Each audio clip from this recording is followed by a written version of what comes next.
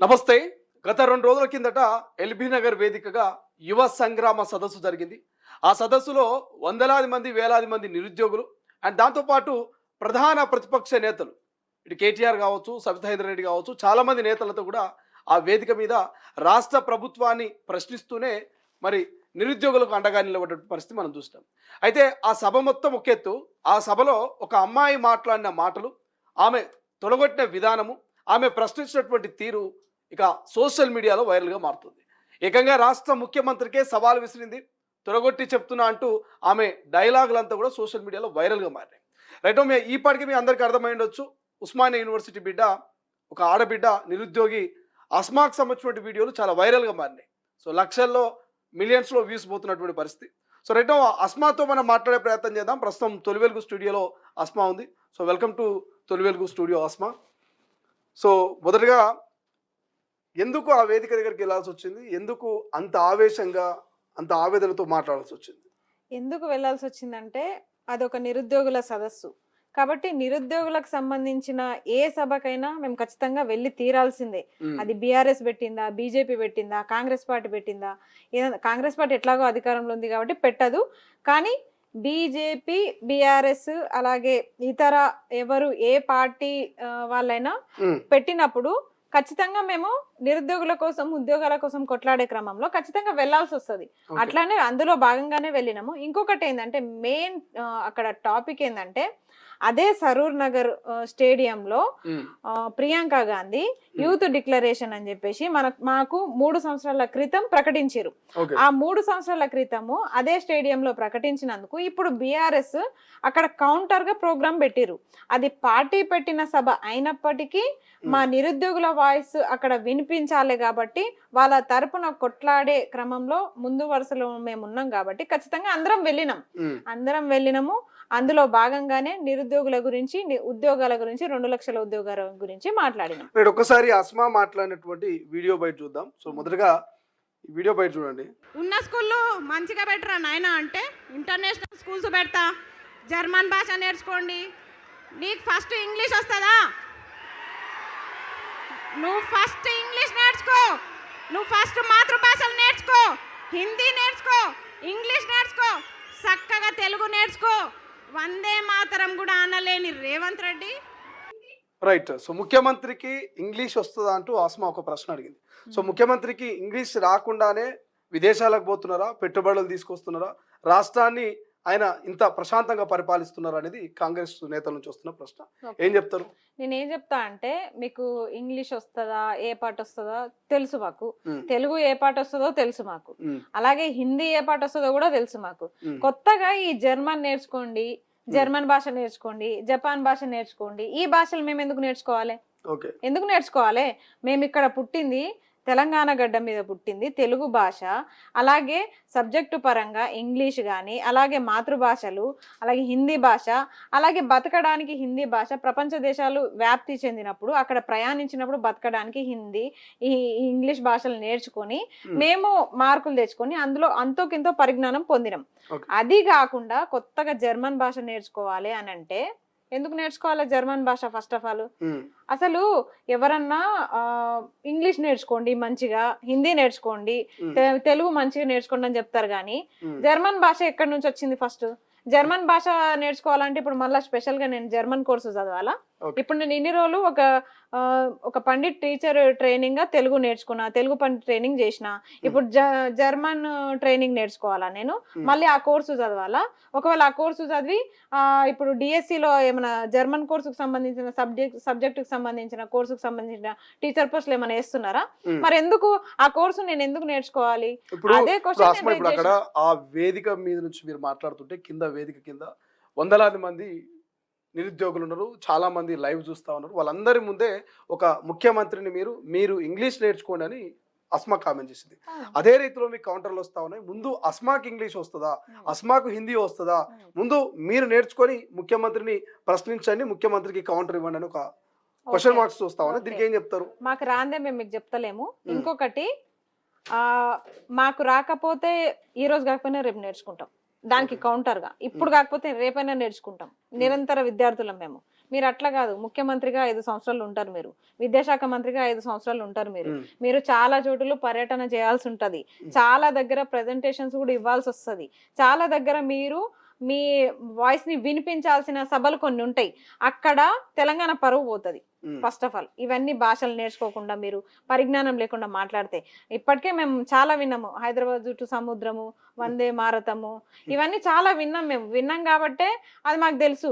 ఈ దిల్సుఖ్ నగర్ లో ఎయిర్పోర్ట్ ఉంది, విమానాలు ఎగురుతాయి, ఇవన్నీ చూసినాం కాబట్టి ఆ పరిజ్ఞానాన్ని బేస్ చేసుకొని నేను ఆ మాట అనాల్సి వచ్చింది. ఇంకొకటి జర్మన్ భాష నేర్చుకోవాల్సిన అవసరం అయితే ఇక్కడ మనకు లేదు అని చెప్పేసి నేను అనుకుంటున్నా. రైట్, ఇంకొక వీడియో కూడా చూద్దాం. చాలా వీడియోస్ వైరల్ అవుతా ఉన్నాయి అస్మాకు సంబంధించిన వీడియోస్. సో ఇంకొక వీడియో కూడా మనం చూసేటువంటి ప్రయత్నం చేద్దాం. సో ఒక ముఖ్యమంత్రికి సంబంధించి ఆ ముఖ్యమంత్రిని సో ఇక్కడ తొడగొట్టి మాట్లాడినటువంటి మాట. రేవంత్ రెడ్డి తొడగొట్టి చెప్తున్నా, నువ్వే కాదు తొడగొట్టేది మగపిల్లలే కాదు ఆడపిల్లలు కూడా తొడగొట్టి సవాల్ చెప్తాం. రేవంత్ రెడ్డి గారు, మిమ్మల్ని ఇడిచిపెట్టే ప్రసక్తి లేదు. పాలమూరు బిడ్డ అన్నావు కదా, నీ విద్యాశాఖ మంత్రి నువ్వు పెట్టుకున్నావు కాబట్టి నేను ఇట్లా అడుగుతున్నాం, వేరేదైతే నేను అడగకపోదు. నువ్వు సీఎంగా ప్రధానమంత్రిగా నాకు సంబంధం లేదు, ఒక నిమిషం, నువ్వు సీఎంగా ప్రధానమంత్రిగా నాకు సంబంధం లేదు, కానీ విద్యాశాఖ మంత్రి తీసుకొని తప్పు చేసినావు నువ్వు. విద్యాశాఖ మంత్రి, ఇగో ఈ మేడం ఉంది, సబితమ్మ ఉంది, విద్యాశాఖ మంత్రి ఉంది, నీ అడ్డమైన జీవాలు వచ్చినాయా? ఎన్ని జీవాలు తెచ్చినావు రా చెత్తమ్మకమోడ, చెప్పు, ఎన్ని జీవాలు తెచ్చినావు? జీవో నంబర్ 4 అంట. నన్ను మంచిగా లెక్చరర్ కానీరా అంటే నన్ను తీసుకొచ్చి కొట్లాటలో పడేసిర్రు. నేను ప్రశాంతంగా టీచర్ అయ్యేదాన్ని, కానీ నన్ను తీసుకొచ్చి కొట్లాటలో పడేసిరుగా. భరించండి, నన్ను భరించాలి మీరు. ఎందుకంటే నేను చెప్తున్నా కదా, మీరు కూడా విద్యాశాఖ మంత్రి కదా, అప్పుడు మేడం ఉన్నప్పుడు కొత్త జీవాలు పుట్టుకొచ్చినాయా అనుకుందాం. నువ్వేం చేస్తున్నావు? జీవాలు తేవడంలో పోటీ పడుతున్నావా? రైట్, తొడగొట్టి చెప్తున్నా, ఒక ఆడపిల్లగా తొడగొట్టి చెప్తున్నా, మగపిల్లలే కాదు ఒక ఆడపిల్లలు కూడా తొడగొడతా, నేను తొడగొట్టి చెప్తా ఉన్నా. నిన్ను వదిలిపెట్టారని ఒక రాష్ట్ర ముఖ్యమంత్రికి ఒక సవాలు హెచ్చరిక జారీ చేస్తున్నట్టు తెలుస్తా ఉంది. రాష్ట్ర ముఖ్యమంత్రికి నేను చెప్పలే, నేను చెప్పింది మా విద్యాశాఖ మంత్రికే చెప్పిన. ఇప్పుడు కూడా చెప్తున్నా, క్లియర్ గా వినండి, నేను చెప్పింది విద్యాశాఖ మంత్రికి. విద్యాశాఖ మంత్రి తన దగ్గర ఉంచుకున్న రేవంత్ రెడ్డికి. ఎందుకు చెప్తున్నా అంటే, విద్యాశాఖ మీ దగ్గర ఉండడం వల్లనే కదా మేము విద్యార్థులుగా నిరుద్యోగులుగా నష్టపోతున్నాం. కనీసము కొన్ని జీవోలు ఉన్నాయి, కొన్ని బాధలు ఉన్నాయి, కొన్ని వినతులు ఉన్నాయి, అవి వినే ప్రయత్నం కూడా మీరు చేయనప్పుడు మీరు విద్యాశాఖ మంత్రిగా వేస్ట్ అని చెప్పే ప్రయత్నంలో భాగంగానే అది. అవును, మరి మంచిగా చెప్తే వింటలేరు కదా, ఆ రేంజ్ లో చెప్పకపోతే మా నిరుద్యోగులు నిరుత్సాహపడుతున్నారు. చాలా మంది నిరుద్యోగులను ఉత్సాహపరచడానికి తొడలు కూడా కొడుతుంది అస్మా, బరాబర్. ఎందుకంటే నేను తెలంగాణ బిడ్డని, మా వ్యూవర్స్ కూడా చూస్తా ఉన్నారు, తొడగొట్టండి మరొకసారి. ఖచ్చితంగా ఇప్పుడు కూడా కొడతా. ఎందుకంటే మా నిరుద్యోగులు ఈ మాత్రం పౌరుషాన్ని చూపించకపోతే తెలంగాణ గడ్డ పైన వాళ్ళు నిరుసాహానికి గురై చాలా మంది 20 మంది ఆత్మహత్యలు చేసుకున్నాం.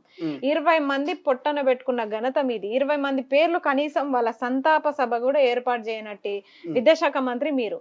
ఇప్పుడు గత ప్రభుత్వంలో నిరుద్యోగులు చనిపోయారు, ఈ ప్రభుత్వంలో కూడా చనిపోతారు. తేడా ఏముంది? మీరు కరెక్ట్ పాయింట్ కి వచ్చారు. సో సంపినోళ్ళే సంతాప సభ పెట్టినట్టున్నది అని ఒక చర్చ జరుగుతా ఉన్నది. సో గత బీఆర్ఎస్ సర్కార్లో చాలా మంది నిరుద్యోగులు ఆత్మహత్యలు చేసుకున్నారు. సో అప్పుడు పరామర్శించిన పాపాన పోలేదు ఒక చర్చ జరుగుతుంది. సో వాళ్ళు మళ్ళీ ఇప్పుడు మీతో సభ పెట్టడం ఏంది, ఇది సంపినోళ్ళే సంతాప సభ పెట్టినట్టుగా ఉన్నది, కలిసి ఇంత భోజనాలు చేసినట్టుగా ఉన్నదని ఒక విమర్శ వస్తున్నది. ఏం చెప్తారు మీరు? మరి వాళ్ళని కూడా ప్రశ్నించారు కదా గతంలో మీరు. వాళ్ళ అరాచకాలు భరించలేక అప్పుడు నోటిఫికేషన్స్ లేవని కొంతమంది పేర్లు చెప్పి మరి నిరుద్యోగులు చనిపోయారు. ఇప్పుడు మీకు ఉద్యోగాలు ఇస్తాము, మీకు మేమున్నాము, నిరుద్యోగుల పక్షాన మేమున్నాము, 2 లక్షల ఉద్యోగాలు ఇస్తామని హామీ ఇచ్చి వీళ్ళు తడిగుడ్డతోటి వీళ్ళు గొంతు కోసి వీళ్ళు కూడా నిరుద్యోగుల చావులకు కారణం. వాళ్ళని పక్కన పెట్టుకొని వాళ్ళ పక్కన కూర్చొని ఆ వేదిక మీద మాట్లాడేది కదా, గతంలో వాళ్ళని విమర్శించారు, ఇప్పుడు వీళ్ళని విమర్శిస్తున్నారు. మళ్ళీ రేపు ఎవరు విమర్శిస్తారు? అంటే మీరు అనేది ఏంది అంటే, వీళ్ళు ఉద్యోగాలు ఇస్తామని మోసం చేసినా మేము గెలిపించినాం కాబట్టి, బీఆర్ఎస్ మోసం చేసింది కాబట్టి వీళ్ళని ప్రశ్నించొద్దా? ఎందుకు ప్రశ్నించొద్దు వీళ్ళని? అవును, మరి వీళ్ళు మమ్మల్ని మోసం చేసిరు, వాళ్ళు మాకు ఉద్యోగాలు ఇస్తామని ఎక్కడా చెప్పలేదు, ఏ మేనిఫెస్టోలో ప్రకటించలేదు బీఆర్ఎస్ పార్టీ. ఇంటికో ఉద్యోగం వాళ్ళ నోటి మాట, ఆ నోటి మాటల్ని మేము వీళ్ళేమైనా బాండ్ పేపర్ నమ్మము. రాసిచ్చారా? బరాబర్ మేనిఫెస్టోలో ప్రకటించారు, తీసి చూడండి. ఇదే వేదిక పని ఇప్పుడు మేనిఫెస్టో కొట్టి చూడండి, కాంగ్రెస్ మేనిఫెస్టో అని. ఏ పార్టీ అయినా ఒక మేనిఫెస్టో పెడుతుంది కదా, ఆ బీఆర్ఎస్ అయినా మేనిఫెస్టోలో మేనిఫెస్టో ప్రకటిస్తుంది కదా. మేనిఫెస్టోలో 2 లక్షల ఉద్యోగాలని ఏ పార్టీ ప్రకటించలేదు. అభయహస్తం మేనిఫెస్టోలో 2 లక్షల ఉద్యోగాలు, యువ వికాసము, నిరుద్యోగ భృతి, విద్యార్థి భరోసా కార్డు, ఫీజు రియంబర్స్మెంట్లు, ఫ్రీ స్కూటీలు మహిళలకి, ఇవన్నీ విద్యార్థులకి సౌకర్యాలు ఇస్తాము అని చెప్పేసి ఏ పార్టీ కూడా ప్రకటించలేదు. ఒక్కగానొక్క పార్టీ కాంగ్రెస్ పార్టీ ప్రకటించింది. అక్కడ మేము బెండ్ అయినాం, అక్కడ మేము అట్రాక్ట్ అయిపోయినాం. అక్కడ ఏ పార్టీ కూడా అట్లా ప్రకటించలేదు కాబట్టి కాంగ్రెస్ పార్టీకి మేము మొగ్గు చూపినాం, కాంగ్రెస్ పార్టీ సైడ్ నిలబడ్డాం మేము. ఓకే, అలాంటిది ఈ రోజు ఇట్లా చేస్తుంటే మరి వాళ్ళు 4గురిని చంపిరని మీరు 20 మందిని చంపుతారా? అంటే ఇట్లా నిరుద్యోగులు చచ్చిపోతూనే ఉంటారు, మీరు అధికారంలోకి వస్తూనే ఉంటారు, మీరు ప్రభుత్వాలను ఏర్పాటు చేసుకుంటారు, మా నిరుద్యోగులకు మాత్రం ఉద్యోగాలు ఇవ్వరు. మరి అడగొద్దా మేము? అంటే మీకు ఓటేసినాం కాబట్టి వాళ్ళు మోసం చేసిరు, మీరు నిలబడండి అని మిమ్మల్ని నిలబెట్టినందుకు ఇప్పుడు మీరు మమ్మల్ని అడగొద్దు అంటారా? రైట్. ఒకసారి కాంగ్రెస్ నేతలు మీ సభ గురించి, నిరుద్యోగుల గురించి ఏం మాట్లాడుతున్నారు చూద్దాం. చెనగాని దయాకర్ మీకు తెలుసు, గతంలో నిరుద్యోగుల పక్షాన నిలబడ్డ వ్యక్తి. సో ఆయన ఏం మాట్లాడుతున్నారు చూద్దాం. ఈయన నిరుద్యోగుల పక్షాన్ని నిలబడ్డారా? నిరుద్యోగులు పోటీ పరీక్షకు ప్రిపేర్ అయ్యే నిరుద్యోగులు ఏ ఒక్కరు కూడా వెళ్ళలేదు. కొంతమంది నిరుద్యోగుల ముసుగు వేసుకొని దళారులు, దొంగలు ఇవాళ రాజకీయ పార్టీలకు అమ్ముడు పోయి మేము నిరుద్యోగులు మాట్లాడితే వాళ్ళని మేము నిరుద్యోగులు పరిగణించాం. తెలంగాణ రాష్ట్రంలో ఇవాళ లైబ్రరీలలో లేకపోతే ఉస్మానియా యూనివర్సిటీలలో ఇవాళ సీరియస్ గా ప్రిపేర్ అవుతున్నటువంటి నిరుద్యోగుల పక్షాన ముఖ్యమంత్రి గారి ప్రభుత్వం వాళ్ళకు ఉద్యోగాలు ఇచ్చి వాళ్ళని ప్రభుత్వ ఉద్యోగం తీర్చిదిద్దాలనేది మా యొక్క సంకల్పం. ప్రైవేటు రంగాలలో, ప్రభుత్వ రంగాలలో. సో కాంగ్రెస్ పార్టీ నేతలు చెప్తా ఉన్నాడు క్లియర్ గా, సో మీరందరూ కూడా నిరుద్యోగులు కాదు, దళారులు, దొంగలు అని చెప్తా ఉన్నారు. సో ఏం చెప్తారు, దళారులు, దొంగలు అని చెప్తా ఉన్నారు. దళారులు, దొంగలు అంటే నిజంగా అనవసరంగా పళ్ళు రాలగొట్టుకునే పరిస్థితి తెచ్చుకోవద్దు చెప్తున్నాం. ఎందుకంటే అసలు ఏ అర్హత లేని వ్యక్తులు కూడా ఈ రోజు మా నిరుద్యోగుల గురించి తప్పుడు కూతలు కూస్తే మాత్రం మర్యాదగా ఉండదు. సీరియస్ గా చెప్తున్నాము. ఎందుకంటే మీలాగా పార్టీ ముసుగులో, రాజకీయ ముసుగులో కొన్ని ఎంట్రన్స్లలో మార్కులు రాకపోయినా కొన్ని సీట్లు సంపాదించుకొని ఈరోజు డాక్టరేట్ పట్టా పొందిన చరిత్రలు మాకేం లేవు. మేము కష్టపడి చదివినాము, ఎంట్రన్స్లు రాసినాము, 1:2 వరకు పోయినాము. మీరు ఏవైతే 70,000 ఉద్యోగాలు ఇచ్చినామని చెప్తున్నారో ఆ 70,000 ఉద్యోగాల్లో 1:2 సెలక్షన్ లో కూడా మేము అందరం ఉన్నాము. మీకు దమ్ముంటే మళ్ళా కూడా వెరిఫికేషన్ కి వస్తాము, మళ్ళా కూడా వస్తాము. మేము ఆ లిస్ట్ లో ఉన్నామో లేదో ఒకసారి మళ్ళా చూసుకుంటే మంచిది. అసలు ఏ అర్హత లేని దొంగ నాయకులు మా గురించి మాట్లాడాల్సిన అవసరం లేదు. బల్మూర్ వెంకట్ కావచ్చు, ఎమ్మెల్సీ ఇప్పుడు విప్పుగా ఉన్నటువంటి అద్దెంకి దయాకర్ కావచ్చు, లేకపోతే డాక్టర్ రియాజ్ కావచ్చు, వీళ్ళంతా కూడా చెప్తా ఉన్నారు కొంతమంది పెయిడ్ ఆర్టిస్టులు వీళ్ళు డబ్బులకు అక్కడ వాళ్ళ దగ్గర డబ్బులు తీసుకొని ఈ రకమైనటువంటి ప్రొవిగేట్ చేస్తా ఉన్నారు, ప్రభుత్వాన్ని బదలాం చేస్తున్నారని కొంత ఓపెన్ చెప్తా ఉన్నారు వాళ్ళు. సో కేటీఆర్ ఇచ్చిన సవాల్ కూడా వాళ్ళు స్వీకరిస్తూ 70,000 ఉద్యోగ నోటిఫికేషన్ అధికారికంగా మేము చూపించడానికి సిద్ధమని అంటున్నారు. సో ఏం చెప్తారు, నిజంగా పెయిడ్ ఆర్టిస్టులేనా నిరుద్యోగులు కొంతమంది? అవును, కొంతమంది ఏంది, మేమందరం కూడా పెయిడ్ ఆర్టిస్టులమే. ఫస్ట్ మేము కాంగ్రెస్ పార్టీ మమ్మల్ని కొనుక్కున్నది 2023లో. అప్పుడు పెయిడ్ ఆర్టిస్టులం, అప్పుడే అయిపోయినాం మేము. అప్పుడు 2023లో కొనుక్కొని కాంగ్రెస్ పార్టీని అధికారంలోకి తెచ్చుకున్నారు వాళ్ళు. తర్వాత ఏమైతుందంటే ప్రశ్నించినందుకు ఇప్పుడు బీఆర్ఎస్ పెయిడ్ బ్యాచ్ అయిపోయినాం మేము. ఇట్లా వాళ్ళకు అనుకూలంగా ఉన్నప్పుడు వాళ్ళు కొనుక్కుంటారు, వీళ్ళకి అనుకూలంగా ఉన్నప్పుడు వీళ్ళు కొనుక్కుంటారు. మధ్యలో మేము పెయిడ్ బ్యాచ్లమే, వీళ్ళు కొనుక్కునే బ్యాచ్లు. కొనుక్కున్న వాళ్ళు దొరలు, మేము అమ్ముడు పోయిన వాళ్ళం దొంగలం. అస్మానా, పింక్ అస్మానా అంటే ఏం చెప్తావు? ఇక్కడ ఏ కలర్ కనిపిస్తుంది? అసలు రెడ్ కలర్ కనిపిస్తుంది. మరి దీంట్లో ఎట్లా పింక్ కలర్ వచ్చిందో నాకు అర్థమైతలేదు. అందరూ సోషల్ మీడియా కాంగ్రెస్ అఫీషియల్ పేజీలోనే ఆమె పింక్ ఆస్మా అని చెప్పేసి క్లియర్ చెప్తా ఉన్నారు. పింక్ అట్లా ఆస్మా ఎట్లా అయింది? 2023లో మీకు ప్రచారాలు చేసినప్పుడు మాత్రం కాంగ్రెస్ అస్మా అయిందా? కాంగ్రెస్ నిరుద్యోగి స్వచ్ఛమైన నిరుద్యోగి అయిందా? ఇప్పుడు 2026కి వచ్చేసరికి అస్మా ప్రశ్నిస్తుంది కాబట్టి ఇప్పుడు పింక్ అస్మా అయిపోయిందా? రెడ్ కలర్ ఉన్న నా స్కార్ఫ్ ని పింక్ కలర్ చేసేసి పింక్ అస్మా అని చెప్పేసి పింక్ నిరుద్యోగి అని చెప్పేసి ట్రోల్ చేస్తున్నారు కదా. మీరు ఎంత చేస్తారో చేసుకోండి. అప్పుడు మీకు అమ్ముడు పోయినామో ఇప్పుడు వీళ్ళకి అమ్ముడు పోయినామో మీ మనసులకు తెలుసు కదా. మీరు అప్పుడు ఎంత కొన్నారు కాంగ్రెస్ పార్టీ నాయకులు, ఇప్పుడు బీఆర్ఎస్ నాయకులు కూడా గంతకే కొన్నారు మమ్మల్ని. ఇప్పుడు ఆ వేదిక మీద చూస్తే ఇక్కడ మాజీ మంత్రి సబితా ఇంద్రారెడ్డి గారు మిమ్మల్ని కంట్రోల్ చేసే ప్రయత్నం చేస్తా ఉన్నారు. మీపై చేయి వేస్తూ మీకు ఒక ఇండికేషన్ ఇస్తా ఉన్నారు. అంటే ఇక్కడ చూడండి, వద్దు ఆపేసి అని చెప్తున్నటువంటి పరిస్థితి. అయినప్పటికీ కూడా అస్మా తన స్పీచ్ ను ఆపట్లేదు, కంటిన్యూ చేస్తా ఉంది. దాదాపు 10-12 నిమిషాలు ఆ వేదికను మరి యూజ్ చేసుకున్నట్టు తెలుస్తోంది. మీరు ఒక కేవలం వ్యక్తిగతంగా అక్కడ ఎలివేట్ అవ్వడానికి మీడియాలో ఒక రకంగా పబ్లిసిటీ కోసమే అస్మా ఆ వేదిక మీద ఆ రకంగా మాట్లాడింది అనేది ఒక చర్చ. ఇందులో ఎంతవరకు వాస్తవం ఉంది? ఇప్పుడు నేను జర్మన్ భాష గురించి మాట్లాడింది నిజమే, ఉమ్, మీరు ఇంట్రిని దాగి సావండి అన్న మాటకి కౌంటర్ ఇచ్చింది నిజమే, అది స్వయంగా రేవంత్ రెడ్డి గారు మాట్లాడిన మాటలకే నేను కౌంటర్ ఇచ్చిన. ఉమ్, ఇక్కడ స్పెషల్ గా నేను ఎవిలేట్ అవ్వడం ఏం లేదు. ఇంకొకటి, ఇంతకు ముందు అస్మా ఎవరికి తెలియదు, కొత్తగా ఒక వేదిక దొరికింది, ఈ వేదిక పైన మాట్లాడితేనే అస్మా బాగా అందరికి తెలుస్తుంది అనుకుంటే అది పొరపాటు కదా. ఉమ్, ఈ 2 తెలుగు రాష్ట్రాలకు నేను తెలిసినప్పుడు కొత్తగా నిన్న సభతో నాకు ఒరిగిందేముంది? ఎంతసేపటికి 2 లక్షల ఉద్యోగాలు వీళ్ళు ఇవ్వలేదు అన్న కాన్సెప్టే నాకు ఉంది. నిజంగా మీరు అన్నట్టు సబితమ్మ ఆపే ప్రయత్నం చేస్తున్నా, టైం అంటే వాళ్ళ కోర్టు టైం ఇచ్చిన టైం అయిపోతుంది కాబట్టి ఆగు ఆగు అన్న నాకున్న ఆవేదన చెప్పడమే నాకు అక్కడ మెయిన్ టార్గెట్. ఎందుకంటే నాకు తెలుసు 5,000 పోస్టులతోటి నోటిఫికేషన్, పోలీస్ నోటిఫికేషన్ వచ్చినప్పుడు ఎంతమంది నిరుద్యోగులు నేను సూసైడ్ చేసుకుంటా, నేను చచ్చిపోతా అని మెసేజ్లు నాకు చేసిరో నాకు తెలుసు, వాళ్ళ ఆవేదన నాకు తెలుసు. ఇంకొకటి మెగా డిఎస్సి ఇస్తామని చెప్పేసి ఇవ్వలేదు కాబట్టి 3,000 పోస్టులతోటి వస్తుంది, 23,000 స్కూళ్ళు మూత పడుతున్నాయి అన్నప్పుడు డిఎస్సి అభ్యర్థులు ఎంత బాధపడ్డారో నాకు తెలుసు, నాతో సహా. అలాంటిది డిగ్రీ లెక్చరర్ స్థాయి నోటిఫికేషన్ గెస్టెడ్ పోస్టుల కోసం మేము ఎదురు చూస్తుంటే దాంట్లో కూడా ఒక కొత్త జీవో నంబర్ 4ని తీసుకొచ్చి ఒక అసిస్టెంట్ ప్రొఫెసర్లను ఎంత ఇబ్బంది పెడుతారో మాకు తెలుసు. 14 సంవత్సరాల నుంచి లేని నోటిఫికేషన్ ని ఒక జీవో అడ్డు పెట్టి మీరు వాళ్ళని ఎంత ఆవేదనకు గురి చేస్తారో మాకు తెలుసు. ఇట్లా అడుగడుగున గ్రూప్స్ అభ్యర్థులని, పోలీస్ అభ్యర్థులని, డిఎస్సి అభ్యర్థులని, జీపీఓ అభ్యర్థులని, ఒక్క అభ్యర్థినని కాదు ఇంతమందిని మీరు ఎంత బాధ పెడుతారో, 20 మంది నిరుద్యోగులు ఎందుకు ఆత్మహత్యలు చేసుకున్నారో ఇదంతా మేము చూస్తున్నాం కదా. చూస్తున్నప్పుడు అందరి స్టైల్, అందరి టాకింగ్ స్టైల్ ఒకటేలాగా ఉండదు, ఒక్కొక్కరు ఒక్కోలాగా మాట్లాడతారు.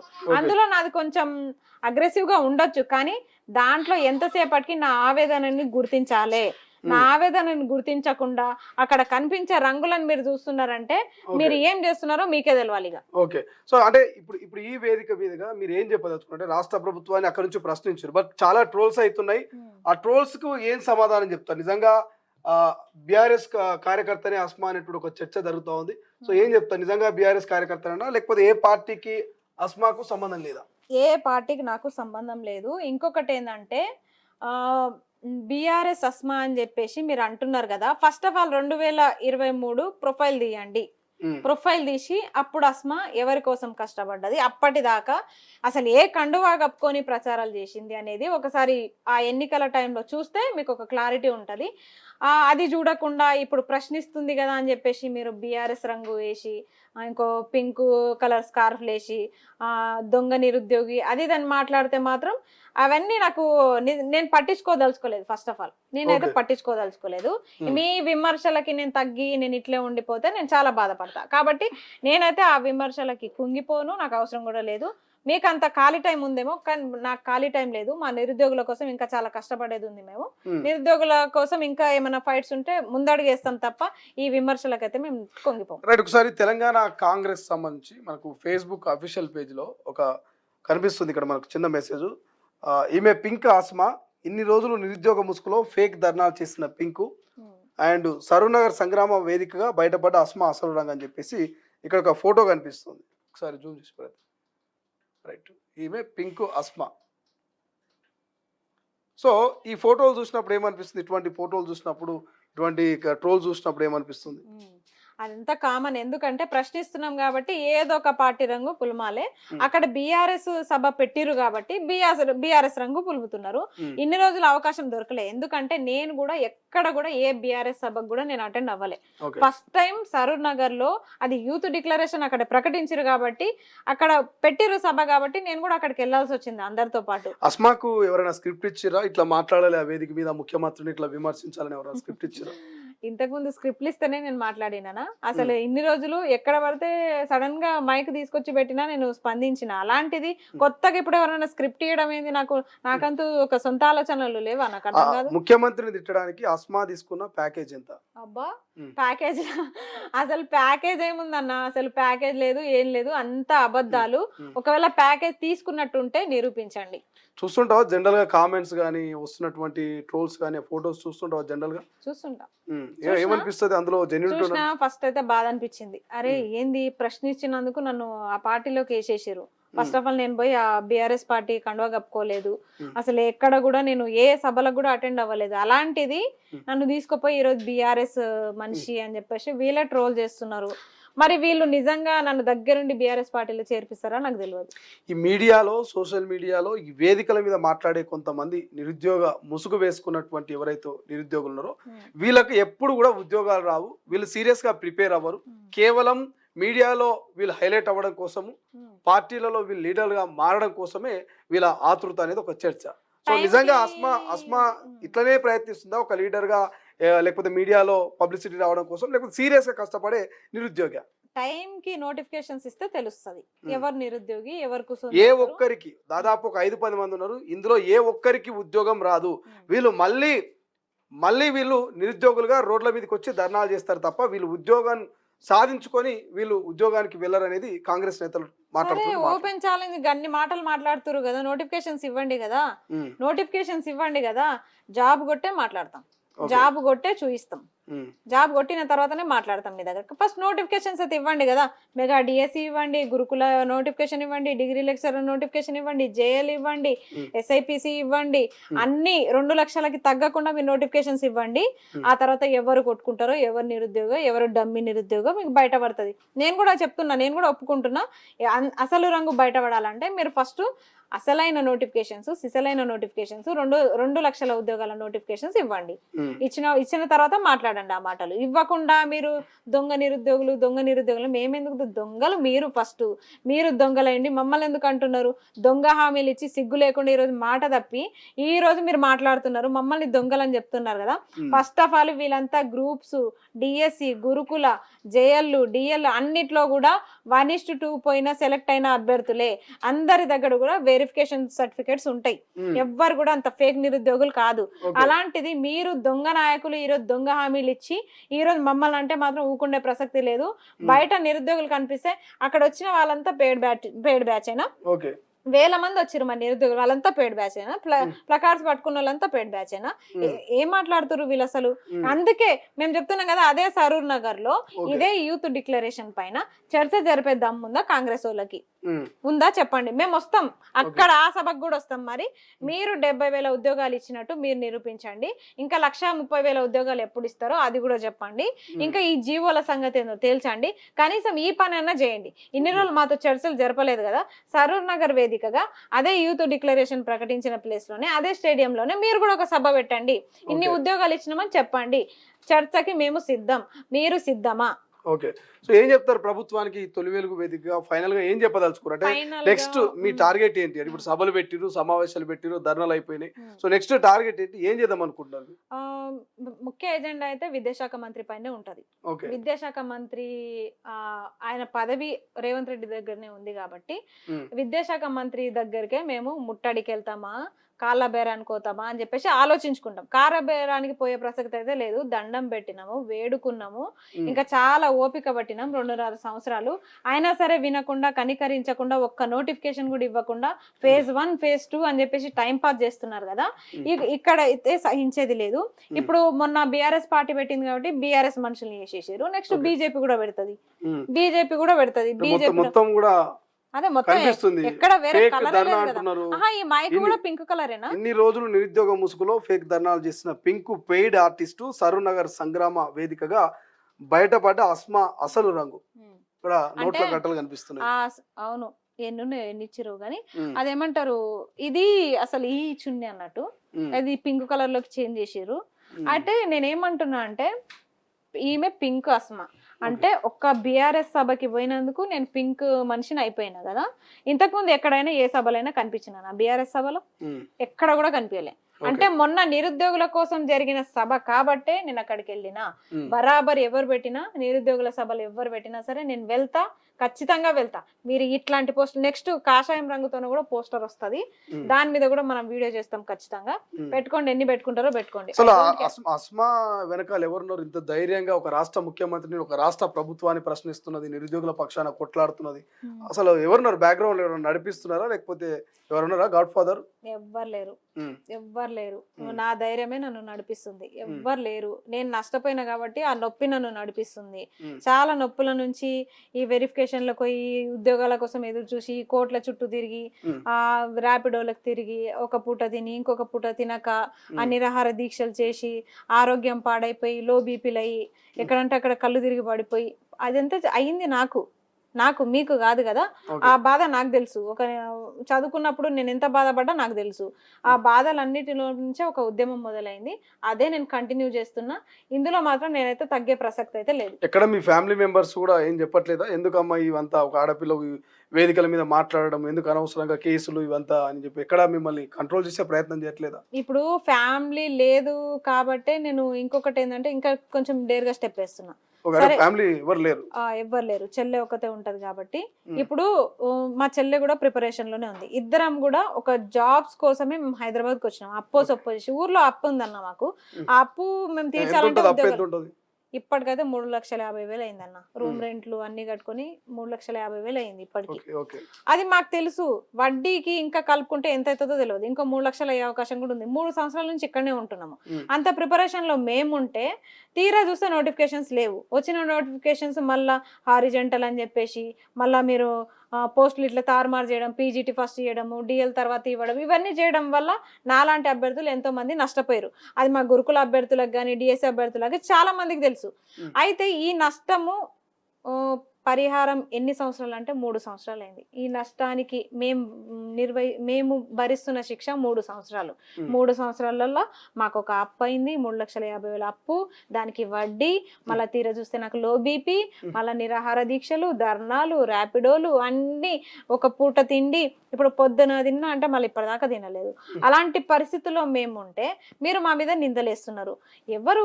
ఏ కేటీఆర్ మమ్మల్ని ఆదుకుంటుండు, ఏ బీజేపీ వాళ్ళు మమ్మల్ని ఆదుకుంటున్నారు, ఏ బీఆర్ఎస్ వాళ్ళు మమ్మల్ని ఆదుకుంటున్నారు చెప్పండి. మేము ఎంతసేపటికి ఉద్యోగాల కోసమే కొట్లాడుతున్నాము. అది దాంట్లో మీరు మా ఆవేదనను గుర్తించకుండా ఈ రోజు ఇష్టం వచ్చినట్టు మాట్లాడుతున్నారే. ఈ చెనగాని దయాకర్ అన్న కూడా తప్పన్నా, మీరు చాలా తప్పుగా మాట్లాడుతున్నారు. కొన్ని సందర్భాల్లో చాలా క్లిష్ట పరిస్థితుల్లో నేను కాల్ చేసి కొన్ని ఫీజులు మీతోనే కూడా తీసుకున్న రోజులు ఉన్నాయి. మీరు కూడా కొన్ని ఫీజులు కట్టిన రోజులు ఉన్నాయి. ఎట్లా మర్చిపోతారన్నా మీరు ఆ విషయము? ఇదే బల్మూరు వెంకటన్న కొంతమంది నిరుపేద పిల్లలకి కోచింగ్ ఫీజులు మాట్లాడి తగ్గించిన రోజులు కూడా ఉన్నాయి. అలాంటిది ఎట్లా మర్చిపోతారన్నా? ఈ రోజు పేడ్ బ్యాచ్లు అని చెప్తున్నారు కదా, ఏం పేడ్ చేసుకొని ఏం సుఖపడుతున్నాం చెప్పండి? అవే ర్యాపిడోలకు తిరుగుతున్నాము. ఇంత ఇమేజ్ ఉన్న ర్యాపిడోల మీద బైక్ల మీద పోతుంటే అందరు చూసి గుర్తుపడుతున్నారు, వీళ్ళే కదా కొట్లాడేది అని. సెక్యూర్ లేకుండా పోతుంది. ఎవరు మీ కార్యకర్తలు ఎవరు కొడతారో తెలియదు, ఎవరు దాడి చేస్తారో తెలియదు. అయినా సరే అట్లే తిరుగుతున్నాము.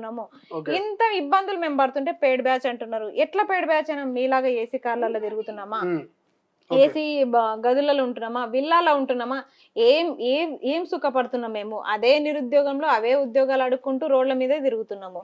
మరి సుఖంగా చదువుకోవాలంటే ఏ ఆశతోటి చదువుకోవాలో చెప్పండి. ఏ జీవన్ రద్దు చేసిరని మీరు అధికారంలోకి వచ్చిన తర్వాత? పోనీ ఒక్క జీవన్ అన్న రద్దు చేసిరా? ఒక ఏజ్ రిలాక్సేషన్ జీవోన్ అయినా పెంచిరా?